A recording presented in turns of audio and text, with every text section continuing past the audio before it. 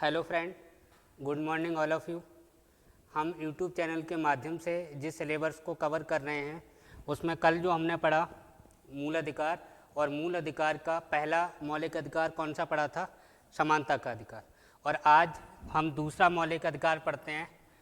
कौन सा है दूसरा? स्वतंत्रता का अधिकार। इस स्वतंत्रता के अधिकार में अनुच्छेद कहाँ से कहाँ तक हैं?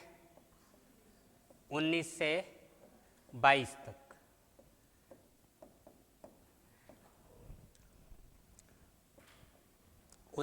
चलो इनको अलग लिख लेते हैं। आर्टिकल 19, 20, 21, 22 कितने हो गए? 4। अनुच्छेद 19 किसकी बात करता है? अनुच्छेद 19 में क्या है? बोलने की स्वतंत्रता या अभिव्यक्ति की स्वतंत्रता, बोलने की स्वतंत्रता। अनुच्छेद 20 में क्या है? दोष सिद्धि के विषय में संरक्षण। दोष सिद्धि के विषय में, दोष सिद्धि के विषय में संरक्षण, विषय में संरक्षण। आर्टिकल 21, अनुच्छेद 21 में क्या है?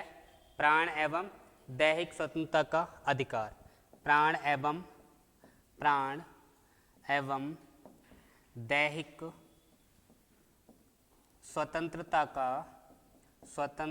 का अधिकार। अनुच्छेद 22 ये किसकी बात करता है? गिरफ्तारी के विषय में, गिरफ्तारी के विषय में संरक्षण। किसकी बात करता है? गिरफ्तारी के विषय में संरक्षण। कितने अनुच्छेद हो गए? 4। और चारों किससे संबंधित हैं? स्वतंत्रता से। ये स्वतंत्रता हमें क्यों दी गई है? मौलिक अधिकार क्यों दिए गए थे? मौलिक अधिकार क्यों दिए गए थे? हाँ, इन मौलिक अधिकारों का उद्देश्य बताया था मैंने। मौलिक अधिकारों का उद्देश्य क्या है? व्यक्ति का आर्थिक, सामाजिक, राजनीतिक विकास। अरे व्यक्ति का हमें विकास ही तो करना है, और विकास करने के लिए राज्य ने हमें क्या दिए? मूल अधिकार। अब ये मूल अधिकार दिए हैं तो इनमें पहला मूल अधिकार हमारा कौन सा था? समानता। अगर समानता राज्य रखेगा तो क्या होगा? व्यक्ति का विकास होगा। और अगर दूसरा विकास कब होगा? स्वतंत्रता में। अरे विकास गुलामी में होगा आज, या फिर स्वतंत्रता में, आज़ादी में? आज़ादी में होगा। तो वही है, जब व्यक्ति का हमें विकास करना है तो समानता सरकार को लानी है, स्वतंत्रता किसको देनी है? नागरिकों को, व्यक्तियों को। अगर गुलामी में होगे तो विकास कर लोगे? नहीं होगा। तो विकास करने के लिए क्या आवश्यक है? स्वतंत्रताएं। और स्वतंत्रताएं जो हैं इनमें अनुच्छेद कितने से कितने हैं? 19 से 22 हैं। 19 अभिव्यक्ति की स्वतंत्रता, 20 दोष सिद्धि के विषय में संरक्षण, 21 प्राण एवं दैहिक स्वतंत्रता का अधिकार, और अनुच्छेद 22 में गिरफ्तारी के विषय में संरक्षण। अनुच्छेद 1 की बात कर लेते हैं। इसमें पहला नंबर डालो। पहली स्वतंत्रता, अनुच्छेद 19 में क्या लिखा है? चलो आर्टिकल डाल देते हैं। अनुच्छेद 19, इसमें दो भाग हैं, 19 का फर्स्ट और 19 का सेकंड क्लाउज। ये 19 का फर्स्ट है। इस 19 फर्स्ट में कितनी स्वतंत्रताएं हैं? कितनी हैं? 6। और ये जो 6 स्वतंत्रताएं यहाँ मैं लिखूंगा, इन पर क्या क्या प्रतिबंध होंगे, वो प्रतिबंध, रिस्ट्रिक्शन कहाँ दे रखे हैं? 19 के सेकंड क्लाउज में। अब देखो, ये जो 19 का फर्स्ट है ये भाषण एवं अभिव्यक्ति की स्वतंत्रता की बात करता है। इसमें जो 6 पार्ट हैं इसके, कौन से पार्ट में क्या है? पहले नंबर पे भाषण एवं अभिव्यक्ति की स्वतंत्रता। भाषण एवं अभिव्यक्ति की स्वतंत्रता।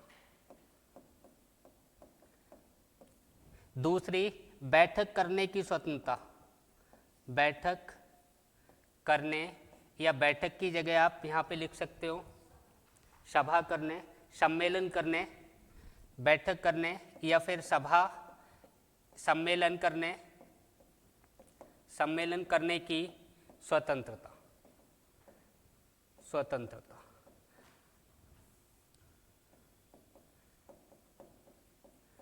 अगली बात करें तो तीसरे में क्या दे रखा है, संघ बनाने की, संघ बनाओ, संघ बनाने की स्वतंत्रता, संघ बनाने की, संघ बनाने की स्वतंत्रता। अगले में क्या दे रखा है, कहीं आने जाने की स्वतंत्रता, आवागमन की, आवागमन की, आवागमन की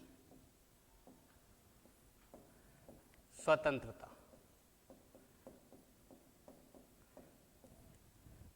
फिर निवास की स्वतंत्रता, निवास की, कहीं रहने की स्वतंत्रता, निवास की स्वतंत्रता। और अगला है, अगला नंबर, छठा नंबर, कौन सी स्वतंत्रता, व्यवसाय की, व्यवसाय की स्वतंत्रता, व्यवसाय की स्वतंत्रता। अब देखो ये जो स्वतंत्रताएं दे रखी हैं इनसे क्या क्या क्वेश्चन बनते हैं, क्या पूछे गए हैं, उनको एक बार देख लेते हैं। देखो भाषण एवं अभिव्यक्ति की स्वतंत्रता, इसके अंतर्गत क्या क्या आता है, आपको बोलने की आज़ादी है, गलत बोलने की आज़ादी नहीं है। आपके मन में जो विचार आए, मोदी जी मन की बात कहते हैं, तुम भी अपनी मन की बात किसी से कहो, कोई एफआईआर नहीं होगी। गलत बोलोगे समस्या है। आपके मन में विचार आ रहा है कि मैं इससे प्यार करता हूँ, मुझे कहना चाहिए, कहिए, कोई आपको पकड़ के नहीं ले जाएगा। कहने में बुराई नहीं है, लेकिन आप उसके घर तक पीछे पीछे जाते हो, उसके मौलिक अधिकारों का हनन होता है। ऐसी स्थिति में एफआईआर भी होगी और जो होने के काम होते हैं वो भी होंगे। लेकिन कहना, बोलना, अपनी भावनाओं को व्यक्त करना, इसकी स्वतंत्रता हमें कौन सा अनुच्छेद देता है, 19 का पहला क्लॉज।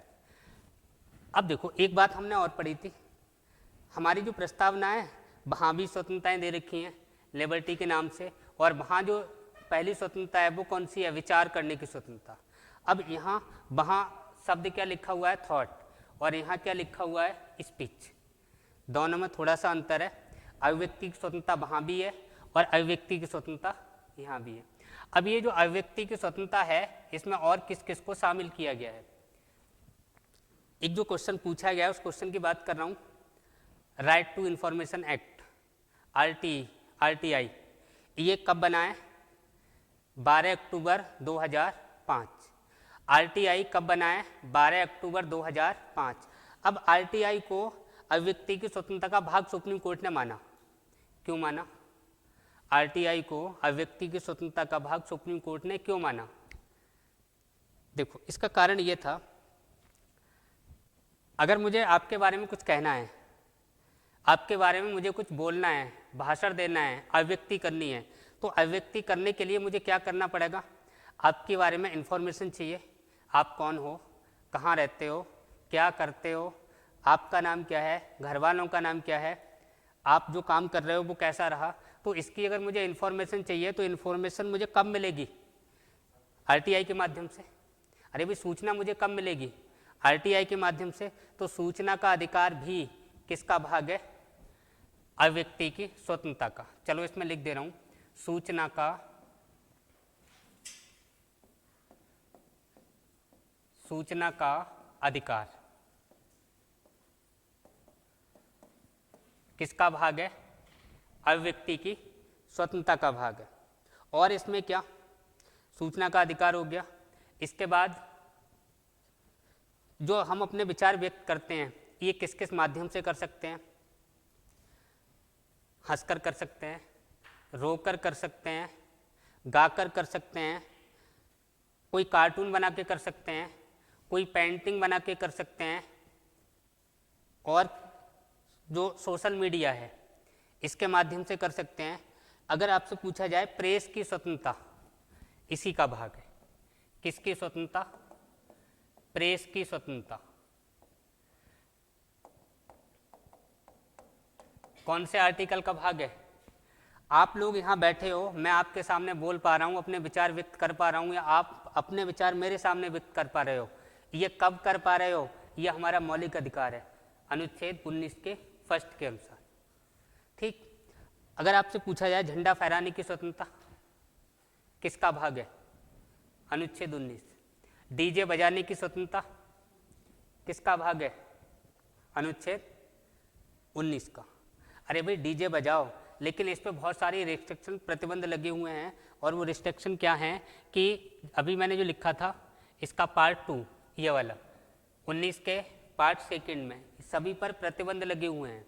अगर एक क्वेश्चन आपसे पूछा जाए कि जो स्वतंत्रताएं दे रखी हैं वो क्या एब्सोल्यूट हैं, आत्यांतिक हैं, क्या बताओगे? जितनी स्वतंत्रताएं हैं ये सब आत्यांतिक हैं, एब्सोल्यूट हैं, नहीं हैं? क्या बताओगे? ये जो स्वतंत्रताएं हैं आत्यांतिक नहीं हैं, आत्यांतिक नहीं हैं, एब्सोल्यूट बिल्कुल नहीं है। इन पे बहुत सारे प्रतिबंध लगे हुए हैं, बहुत सारे प्रतिबंध हैं। और जितने भी ये प्रतिबंध हैं, ये प्रतिबंध कहाँ दे रखे हैं? 19 के सेकंड क्लॉज में दे रखे हैं, अनुच्छेद 19 के दूसरे वाले भाग में। और ये प्रतिबंध कहाँ कहाँ लगेंगे उनको सुन लो। अगर राज्य की सुरक्षा को खतरा हो, राज्य की सुरक्षा को खतरा हो, सुरक्षा को खतरा हो, देश की एकता व अखंडता को खतरा हो, या पब्लिक ऑर्डर यानी कि जो लॉ एंड ऑर्डर है इसको नुकसान होता हो, यानी अपराधों में उद्दीपन होता हो, अपराधों में उद्दीपन, यानी जो अपराध हैं वो पनपते हों, आपके कुछ ऐसा बोलने से दंगा भड़कता हो, ऐसी स्थिति में ऐसा बोलने का अधिकार नहीं है। लोक व्यवस्था को नुकसान हो, लोक व्यवस्था को नुकसान हो, लोक व्यवस्था को नुकसान हो। फिर एक बार सुन लो, ये जितने भी 6 हमें मौलिक अधिकार दे रखे हैं इन पर बहुत सारे प्रतिबंध लगे हुए हैं, निर्बंधन लगे हुए हैं। और वो निर्बंधन क्या है कि ऐसा किसी भी स्वतंत्रता से अगर राज्य को, देश को खतरा है, देश की सुरक्षा को खतरा है, एकता व अखंडता को खतरा है, अपराधों में उद्दीपन होता है, लोक व्यवस्था अगर खराब होती है, अगर न्यायिक अवमानना भी होती हो, क्या होता हो? न्यायिक अवमानना, न्यायिक अवमानना, ऐसी स्थिति में ये स्वतंत्रताएं आपको प्राप्त नहीं है। अरे बात समझ में आ गई कि जितनी स्वतंत्रताएं हैं वो प्राप्त तो हैं, लेकिन ऐसी कंडीशन जहां देश को खतरा हो, लॉ एंड ऑर्डर खराब होता हो, या न्यायालय की अवमानना होती हो, अपराधों में उद्दीपन होता हो, जैसे आप कुछ ऐसा बोल दो दंगे भड़क जाएं, ऐसी स्वतंत्रता हमें बोलने की नहीं है। अब देखो अभिव्यक्ति की स्वतंत्रता, इसकी मैं फिर बात कर लूँ एक बार। अभिव्यक्ति की स्वतंत्रता का मतलब कि हमें अपने विचारों को व्यक्त करना है, और माध्यम आपका कोई भी हो सकता है। आपको अपने विचार व्यक्त करने हैं, आप अखबार में छपवाइए, कार्टून के माध्यम से करिए, कोई पेंटिंग बनाइए, नाचकर विचार व्यक्त कीजिए, गाकर विचार व्यक्त कीजिए, और यहाँ तक कि अगर चुप रहकर भी विचार व्यक्त कर सकते हैं तो चुप रहकर भी विचार व्यक्त कर सकते हैं। बात क्लियर हो गई? सूचना का अधिकार, प्रेस की स्वतंत्रता, सब अनुच्छेद 19 के पहले क्लॉज के अंतर्गत आते हैं। ठीक। अब दूसरा देखो, दूसरा क्या लिखा है मैंने? बैठक करने, सभा करने या सम्मेलन करने की स्वतंत्रता। लेकिन ये जो बैठक आप कर रहे हैं, जो सभा आप कर रहे हैं, ये बिना हथियारों के शांतिपूर्वक होनी चाहिए। हड़ताल करने की स्वतंत्रता हमें नहीं है, बिना हथियारों के शांतिपूर्वक सभा करने की स्वतंत्रता है। अब दूसरी बात, ये जो सिख धर्म के लोग हैं वो आपने देखे होंगे जब अरदास करने जाते हैं तो वो क्या करते हैं, अपने साथ में जो कृपाल होती है वो लेके जाते हैं। अब आप कहो कि वो हथियार लेके जाते हैं तो वो हथियार लेके जरूर जाते हैं, लेकिन उनका वो हथियार ले जाना वो धर्म के अनुरूप आचरण के अंतर्गत आएगा, अनुच्छेद 25 के अंतर्गत आएगा। इसका विरोध नहीं करता है, इसका अपवाद नहीं है, ये भी ध्यान रखना। तीसरे की बात करूं मैं, संघ बनाने की स्वतंत्रता। आपको पूरी आज़ादी है, आप कोई भी ग्रुप बनाइए, संघ बनाइए, पार्टी बनाइए, समाजवादी बनाइए, बीजेपी बनाइए, और कोई अच्छा संगठन आपको लगता है वो भी आप बनाइए, लेकिन संगठन आतंकवादी संगठन नहीं होना चाहिए, देश विरोधी संगठन नहीं होना चाहिए। ऐसा कोई संगठन नहीं होना चाहिए जो इनमें से किसी को भी दिक्कत आए या देश को खतरा उत्पन्न करने वाला हो, ऐसा कोई संगठन ना हो। संगठन आप बना सकते हैं, कोई कमेटी भी आप बना सकते हैं, लेकिन कोई भी कमेटी या संगठन जो देश के, राज्य के, न्यायालय के, किसी व्यक्ति के मौलिक अधिकारों का हनन जहां होता हो, इनके खिलाफ नहीं होना चाहिए। तीसरी बात करें, आवागमन की स्वतंत्रता। भारत में, भारत क्षेत्र के अंदर कहीं भी आप जा सकते हैं, आ सकते हैं, पूरी स्वतंत्रता है। दूसरी बात देखें, निवास की स्वतंत्रता। अब ये निवास की स्वतंत्रता है, यहाँ आप सुनिए, आज की डेट में तो निवास की स्वतंत्रता, हम भारत के किसी भी हिस्से में, किसी भी कोने में जाके रहें, कोई दिक्कत नहीं है। लेकिन 370 हटने से पहले ये, अगर आपको जम्मू कश्मीर में जाके रहना होता तो उसकी आज़ादी नहीं थी। 370 हट गई, आज की डेट में ये है कि आप जहाँ जाके वहाँ रहें, मकान खरीदें, ज़मीन खरीदें, सब कुछ होगा। लेकिन 370 हटने से पहले ना तो वहाँ रहने की अनुमति थी, ना वहाँ ज़मीन खरीदने की अनुमति थी, और ना वहाँ डायरेक्ट जाके शादी वादी करने की अनुमति थी। अगर मैं बात करूं व्यवसाय की स्वतंत्रता, अब देखो, व्यापार आप करिए, पूरी स्वतंत्रता है, जो अच्छा लगता है वो व्यापार करिए, जहां अच्छा लगता है वहां करिए, लेकिन इस पर भी प्रतिबंध लगे हुए हैं। और प्रतिबंध क्या है कि अगर आप मंदिर के सामने अंडे की दुकान लगाएं, मंदिर के सामने मीट की दुकान लगाएं, जिससे लॉ एंड ऑर्डर खराब होता हो, जिससे सामने वाले को समस्या उत्पन्न होती हो, ऐसा व्यापार हम नहीं कर सकते। स्वतंत्रता तो जरूर है। एक और इम्पोर्टेंट बात, 26 जनवरी 1950 को जब हमारा संविधान लागू हुआ था, उस समय स्वतंत्रताएं ये 7 थी, 6 नहीं थी। अगर मैं बात करूं मूल संविधान में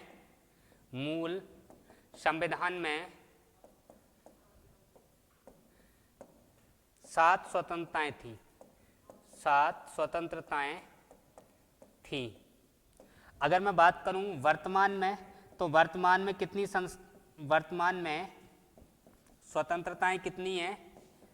स्वतंत्रताएं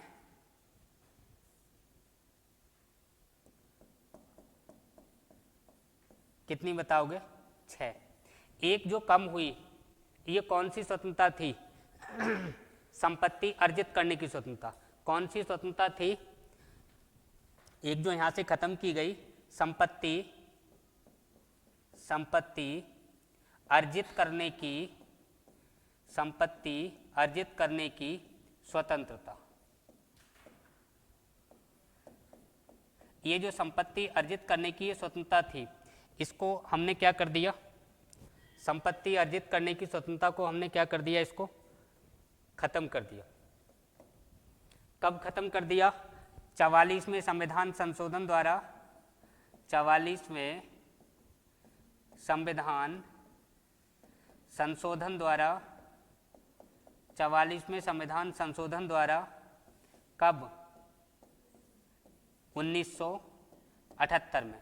और यहाँ पे हमने जो काम किए हैं वो 2 काम किए हैं। एक काम तो ये कि जो संपत्ति की स्वतंत्रता थी, इस संपत्ति की स्वतंत्रता को हमने यहाँ से कैंसिल किया, और एक जो मौलिक अधिकार था अनुच्छेद 31 में संपत्ति का अधिकार, उस संपत्ति के अधिकार को भी हमने इसी संविधान संशोधन द्वारा 1978 में यहाँ से हटा के उसे क्या बना दिया?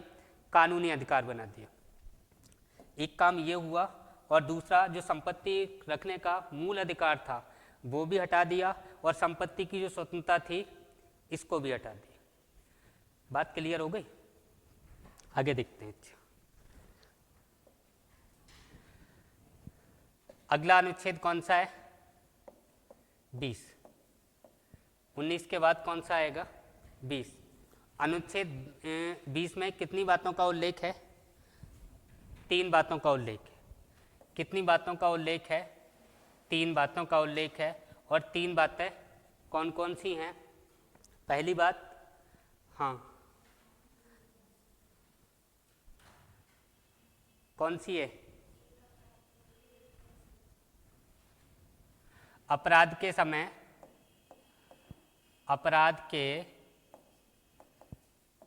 समय के कानून के अनुसार सजा। दूसरा क्या है? एक अपराध के लिए एक अपराध के लिए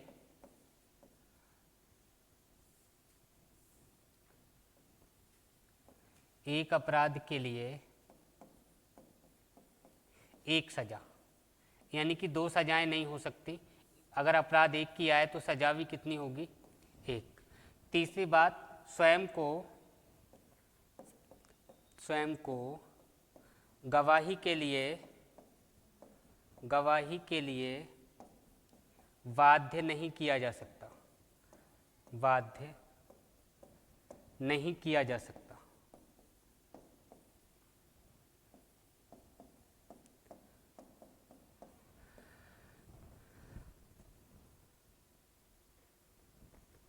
बात समझ में आई नहीं? सुन लो इनको फिर एक बार। ये अनुच्छेद 20 किसकी बात कर रहा था? दोष सिद्धि के विषय में संरक्षण। क्या था ये? इसका संबंध किससे? दोष सिद्धि के विषय में संरक्षण। दोष सिद्धि के विषय में संरक्षण। और इसमें कितनी बातों का उल्लेख कर रखा है? 3 बातों का उल्लेख कर रखा है कि अपराध के समय के कानून के अनुसार सजा, एक अपराध के लिए एक बार सजा, और स्वयं को गवाही के लिए बाध्य नहीं किया जा सकता। क्या क्या बातें हैं इसमें, उन बातों को देखते हैं। अगर मैं पहले नंबर की बात करूं, इसमें क्या कहा गया है कि अपराध के समय के कानून के अनुसार सजा। मान लो थोड़े दिन पहले मोदी जी जो रैपिस्ट हैं उनके लिए फांसी की सज़ा लेके आए हैं। अब मान लो कोई कानून 2018 को बना, कोई कानून 2018 में बना और इस कानून में इन्होंने फांसी की सज़ा को लागू किया। अब एक व्यक्ति है जिसने 2017 में रेप किया, 2017 में अगर इस व्यक्ति ने रेप किया है, अब इस व्यक्ति ने 2017 में रेप किया और कानून जो बना है वो कानून कब बना है? 2018 में। अब जिसने 2017 में रेप किया उसको जो सज़ा सुनाई जा रही है वो सज़ा हो रही है 2020 में। सज़ा कब हो रही है? 2020 में। अब आप कहो कि इसे सज़ा जब हो रही है तो उस समय कानून तो फांसी का है। अब इस व्यक्ति को सज़ा फांसी की होनी चाहिए, लेकिन नहीं होगी। क्यों नहीं होगी? क्योंकि यहाँ पे क्या लिखा है? अपराध के समय जो कानून है उसी कानून के तहत सज़ा होगी। ये कानून अपराध करने के बाद आया है, तो इस व्यक्ति को जो सज़ा होनी है वो अब फांसी की सज़ा नहीं होगी, जो प्रावधान उन प्रावधानों के तहत सज़ा होगी जो पहले से चले आ रहे हैं। ये जो कानून आया है ये जब आया है कि ये घटना पहले घटित हो चुकी है। तो पहली लाइन का मतलब समझ में आ गया होगा। अगर बात करें एक अपराध के लिए एक सज़ा, इसका क्या मतलब है? इसको देख लेते हैं कि अगर व्यक्ति ने अपराध एक किया है तो सज़ा उसे कितनी बार मिलेगी? एक बार सज़ा मिलेगी। मैंने आपको एक एग्जाम्पल बताया, फिर बता रहा हूँ। 21 मई कब की घटना बताई थी? 21 मई 1991 की। इसका एग्जाम्पल देख लो। घटना कब की बताई थी? 21 मई 1991। इस दिन भारत के पूर्व प्रधानमंत्री राजीव गांधी जिनकी हत्या होती है, भारत के पूर्व प्रधानमंत्री राजीव गांधी की हत्या होती है। कब? 21 मई 1991 को। कहाँ हुई? कहाँ हुई थी? किस राज्य में? मद्रास के अंदर। उस समय मद्रास में जो हत्या हुई, यहाँ पे भाई साहब केस चला और ये केस कहाँ चला? ट्रायल कोर्ट में, मद्रास के अंदर। कहाँ चला है? ट्रायल कोर्ट में। फिर ये केस पहुँचा मद्रास हाई कोर्ट में। अब जो आतंकवादी यहाँ पकड़े गए थे उनकी कहानी सुनना। जो आतंकवादी पकड़े गए थे वो एक ग्रुप था, लिट्टे ग्रुप आतंकवादियों का, उसके लोग अरेस्ट हुए थे। और जो अरेस्ट हुए, जो केस चला, ये मद्रास के ट्रायल कोर्ट में केस चलता है। और मद्रास का ट्रायल कोर्ट उन व्यक्तियों को 1994 में फांसी की सज़ा सुनाता है।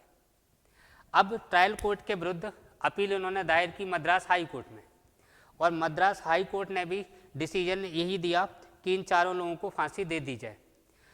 वही लोग जो ट्रायल कोर्ट में फांसी की सज़ा हो रही है, मद्रास हाई कोर्ट में फांसी की सज़ा हो रही है, वही लोग सुप्रीम कोर्ट जाते हैं और सुप्रीम कोर्ट ने भी उनकी सज़ा को बरकरार रखा। सुप्रीम कोर्ट ने भी कहा इन्हें फांसी की सज़ा होनी चाहिए। अब देखो, एक लास्ट ऑप्शन बचता है अनुच्छेद 72, और अनुच्छेद 72 के अनुसार राष्ट्रपति को क्षमादान की शक्ति दी गई है कि राष्ट्रपति चाहें तो किसी व्यक्ति ने कितना ही बड़ा अपराध किया हो उसे चाहें तो क्लीन चिट दे सकता है।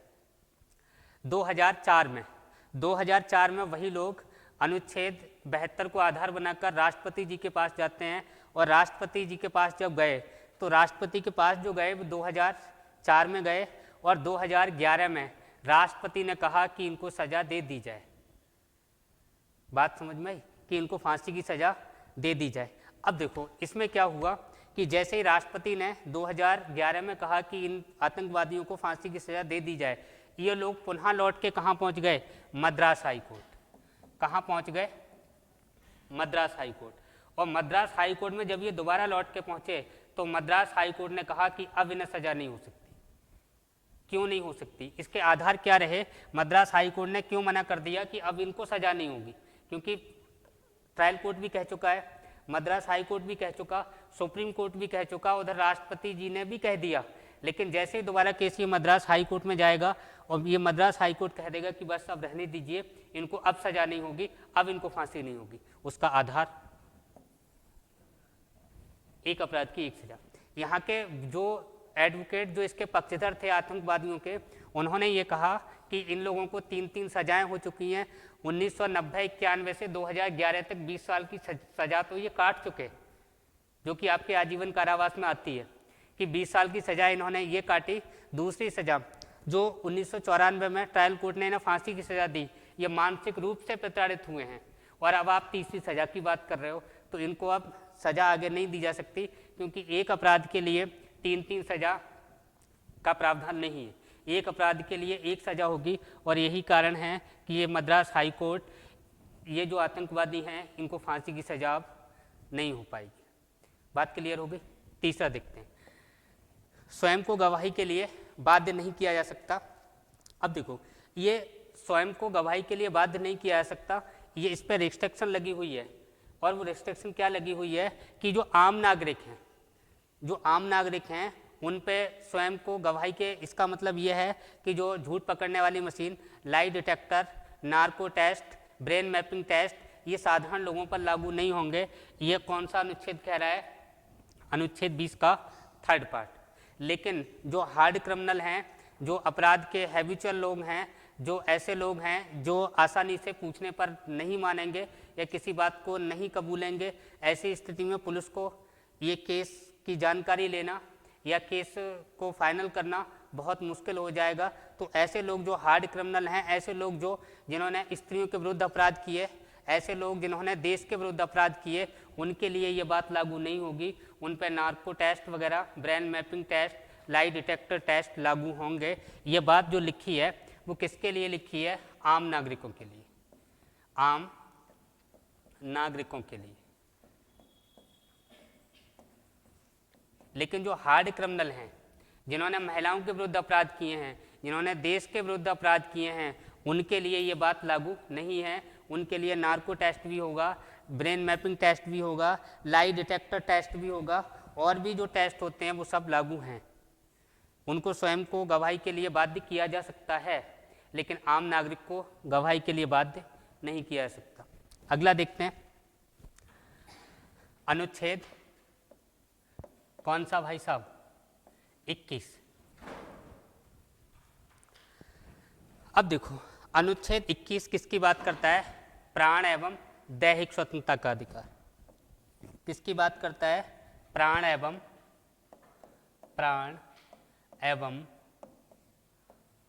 दैहिक स्वतंत्रता का अधिकार।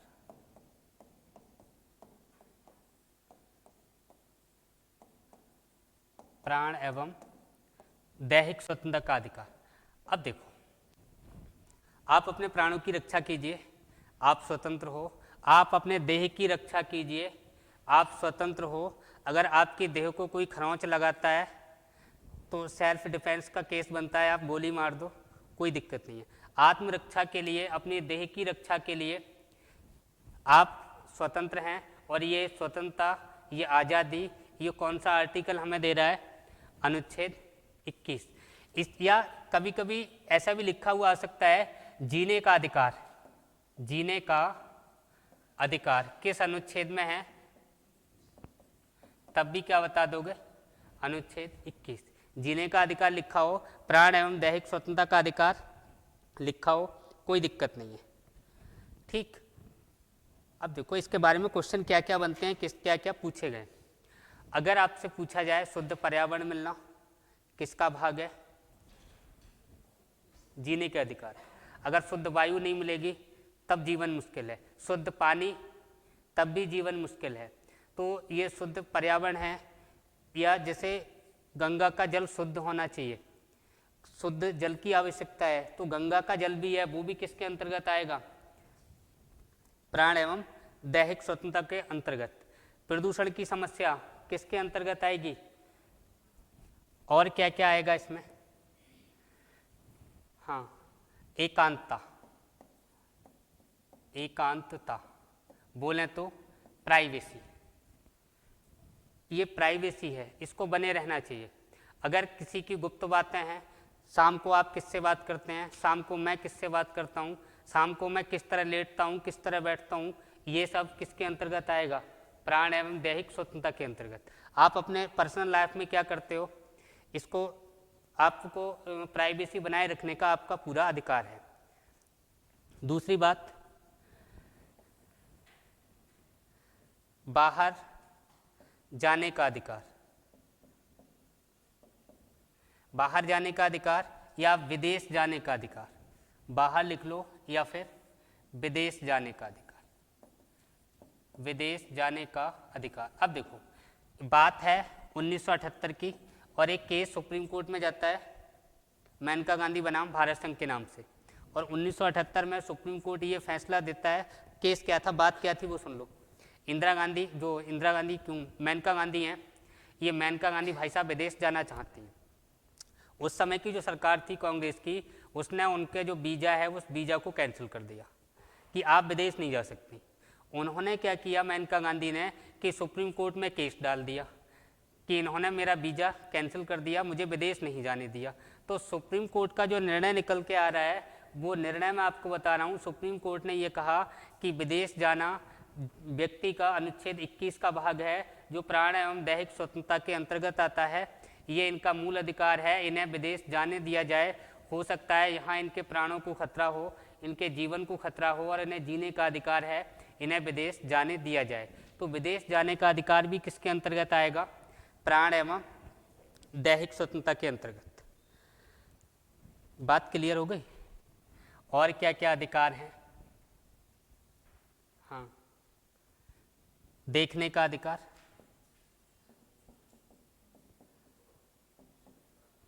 बताओ। देखो, देखने का अधिकार तो है, लेकिन मैंने बताया आपको घूरने का अधिकार नहीं है। लड़के वाले लड़की को देखने जाते हैं, घूरने जाते हैं? देखने जाते हैं। तो देखने आप जाओ, लेकिन घूरने मत जाना। घूरने का अधिकार नहीं है। बात भले ही तुम्हें एक लगती हो या एक ही बात हो, लेकिन बात एक नहीं है।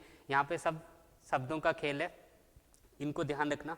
अच्छा, एक अधिकार है, इसी के अंतर्गत आता है सोना। हाँ, बाबू वाला सोना नहीं, कौन सा सोना? नींद वाला। सोने का अधिकार। ये जो सोना है, ये भी हमारी किसके अंतर्गत आएगा? अनुच्छेद 21 के अंतर्गत। और इसमें क्या है कि इसमें जो क्वेश्चन है, जो यहाँ सुप्रीम कोर्ट है 2006 में फैसला देता है। और बात क्या थी? बात ये थी कि जो इस समय पतंजलि वाले कौन है? रामदेव। 2006 में रामदेव को दिल्ली में सोते समय रात के 2 बजे पुलिस ने अरेस्ट कर लिया। और वो इसलिए कर लिया कि ये बाहर रहेंगे तो यहाँ पे दंगा हो सकता है, धारा 144 लगा दी इस चक्कर से कि यहाँ दंगा वंगा ना हो जाए। पुलिस उन्हें रात के 2 बजे अरेस्ट करके उनके घर से ले जाती है। उन्होंने भाई साहब सुप्रीम कोर्ट में 2006 में केस डाला, और 2006 में जो सुप्रीम कोर्ट का केस आया तो उन्होंने कहा जो निद्रा का अधिकार है वो इनका मौलिक अधिकार है, किसी को रात के 12 बजे नहीं उठाना चाहिए, 2 बजे नहीं उठाना चाहिए। आपका भी मौलिक अधिकार है, घर वाले कहें उठो, उठना मत, सोने का अधिकार है, सोने दो, ये मूल अधिकार है। और दूसरी बात ये देखो, आपको जिंदा रहने का अधिकार है, जीवन जीने का अधिकार है। और ये जीवन भी है ना, वो जीवन भी ऐसा जीने का अधिकार है, गरिमामय जीवन, गरिमापूर्ण जीवन। ऐसे जीवन नहीं जैसे भिखारी की तरह जी रहे हैं, ऐसे जीवन नहीं कि जानवरों की तरह जी रहे हैं। आपको जीने का अधिकार है, लेकिन कैसा जीना? गरिमामय जीवन जीने का अधिकार है। और सुनो, जो हमारे मम्मी पापा हैं ना, उन्हें भाई साहब जन्म देने का तो अधिकार है, लेकिन अगर वो मारेंगे ना तो उन पर भी वही धाराएं लगेंगी जो औरों पर लगती हैं। वो किसी का जीवन छीन नहीं सकते। जीवन देने का अधिकार है, ठीक है, लेकिन बस ज़्यादा ये है कि ज़्यादा उन्हें गुस्सा आ जाए तो हल्की मारपीट कर सकते हैं, लेकिन मारने का उन्हें बिल्कुल भी अधिकार नहीं है। ये भी ध्यान रखना, चाहे भले ही घर वाले हों, चाहे अपना आदमी हो, चाहे बाप हो, चाहे मम्मी हो, किसी को भी मारने का अधिकार नहीं है। जिन्होंने पैदा किया यहाँ तक कि उन्हें भी अधिकार नहीं है। बात क्लियर हो गई? और क्या क्या आता है इसमें? हाँ, अगर भाई साहब आपने आत्महत्या कर ली, मान लो बहुत ज़्यादा दुखी हो जाए संसार से, या संसार ने जिन लोगों की ऐसी तैसी कर रखी है, जिधर जाएं उधर ही ताने लोग देते हैं, तो ये लोग सोचते हैं और करते भी हैं लोग। अगर कोई व्यक्ति आत्महत्या करता है, आत्महत्या, तो ये आत्महत्या क्या है? अपराध है। और ये अगर आत्महत्या कर ली तो ये अपराध किसके विरुद्ध है? ये अपराध किसके विरुद्ध कर दिया तुमने? घर वालों के, पड़ोसियों के, यार दोस्तों के, और किसके? अगर आपने आत्महत्या कर ली तो अपराध हो गया, भाई अपराध है, ठीक है। किसके विरुद्ध अपराध है ये? राज्य के विरुद्ध। आत्महत्या किसके विरुद्ध अपराध है? हाँ, राज्य के विरुद्ध, राज्य के विरुद्ध। अब राज्य के विरुद्ध भी अपराध ये ऐसा है कि अगर आप जिंदा बच गए तब तो केस चलेगा, और फाइनल आपने कर लिया तो फिर तो कोई दिक्कत नहीं है, राज्य भी आपका कुछ नहीं बिगाड़ पाएगा।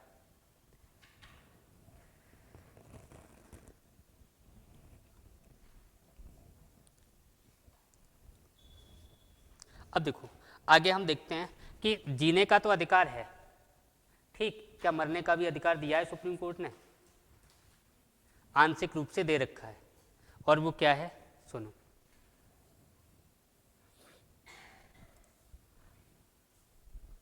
यानी कि उस स्थिति में मरने का अधिकार सुप्रीम कोर्ट ने दिया है, आंशिक रूप से दिया है। वो स्थिति क्या है कि अगर कोई व्यक्ति वेंटिलेटर पर रखा है, मशीन के सपोर्ट से जी रहा है, या कोमा में चला गया है, और कोमा में जाने के बाद वो केवल देख सकता है, बाकी उसके शरीर में कोई हलचल नहीं होती है।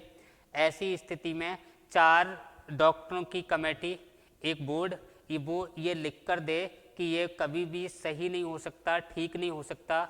ऐसी स्थिति में उसे इंजेक्शन द्वारा या किसी भी अन्य तरीके से उसे मरने का अधिकार दिया जा सकता है। बात समझ में आई? हालांकि स्पष्ट तौर पर यह है कि मरने का अधिकार हमारा संविधान नहीं देता, लेकिन कुछ ऐसी स्थिति हो जाए कि जिसके ठीक होने की संभावना ही ना हो, 10, 20, 50 साल से मेडिकल सपोर्ट पर जी रहा है, ऐसे व्यक्ति को मरने दिया जा सकता है, ठीक है।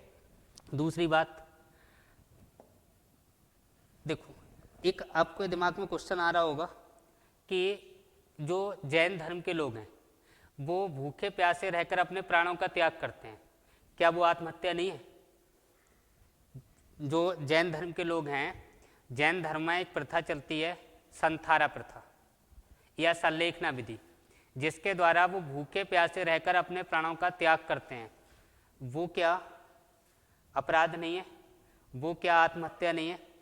तो वो उसको आप जो कंसीडर करें वो यहाँ पे उसको ना जोड़ें, वो अनुच्छेद 25 के अंतर्गत आएगा और उसमें स्पष्ट लिखा हुआ है कि अनुच्छेद 25 के अंतर्गत धर्म के अनुरूप आचरण करने की आज़ादी उनको है।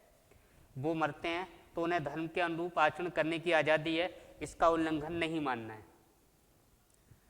बात क्लियर हो गई? अरे बताओ, अगला देख लो, अनुच्छेद कौन सा? 22, आर्टिकल 22 क्या कहता है? ये बताओ। गिरफ्तारी के विषय में संरक्षण, गिरफ्तारी के विषय में संरक्षण। अब देखो, जो गिरफ्तारी के विषय में संरक्षण है, इसमें 2-3 बातें ध्यान रखनी है। एक तो सामान्य नियम के अनुसार, सामान्य दंडित नियम, सामान्य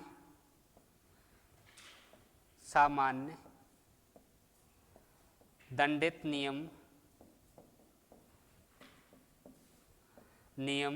के अनुसार गिरफ्तारी, और दूसरे निरोधक कानून के तहत, निरोधक कानून के तहत गिरफ्तारी। इन दोनों में अंतर क्या है? इन दोनों में अंतर यह है कि जो अगर सामान्य दंडित नियम के अनुसार, सामान्य कानून के अनुसार अगर आप कोई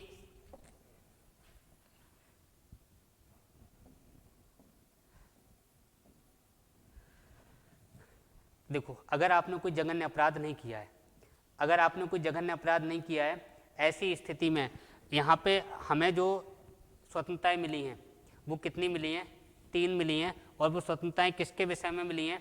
गिरफ्तारी के विषय में मिली हैं। जैसे ही आपको अरेस्ट किया तो गिरफ्तारी के कारणों को जानने का अधिकार है, गिरफ्तारी के कारणों को जानने का अधिकार, यानी कि आपको जो अरेस्ट किया है, गिरफ्तार किया है, तो गिरफ्तारी के कारण को जानने का अधिकार है। दूसरा, आप लीगल सपोर्ट अपनी इच्छा के अनुसार ले सकते हैं, यानी कि लीगल सपोर्ट का मतलब स्वयं या स्वेच्छा से वकील कर सकते हैं,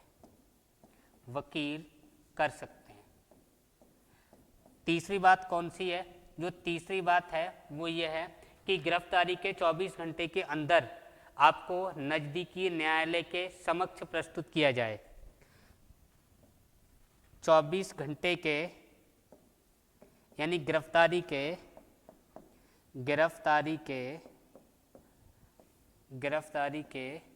24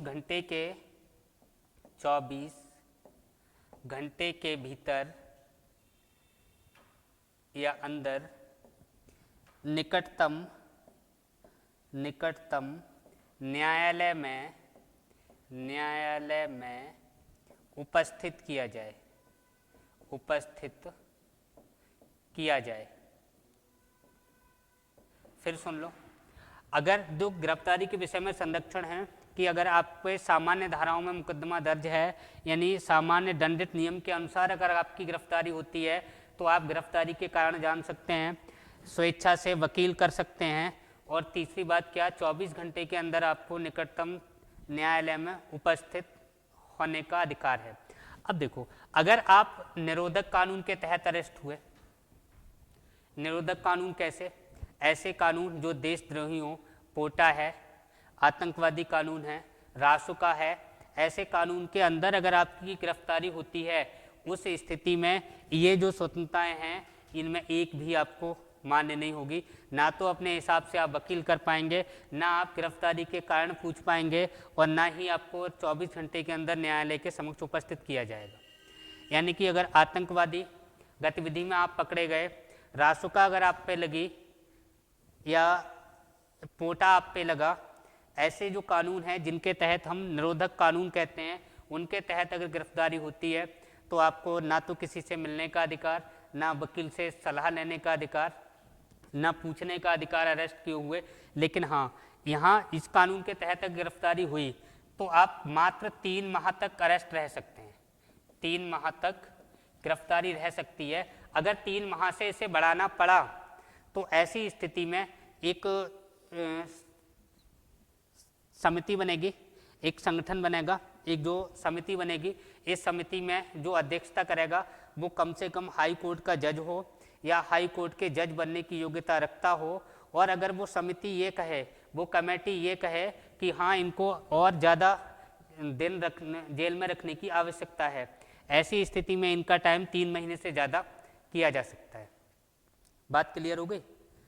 चलो ठीक है, कल हम अगला मौलिक अधिकार पढ़ेंगे, शोषण के विरुद्ध रक्षा का अधिकार, संस्कृति और शिक्षा का अधिकार। इनको कल कवर करते हैं। चलो ठीक है।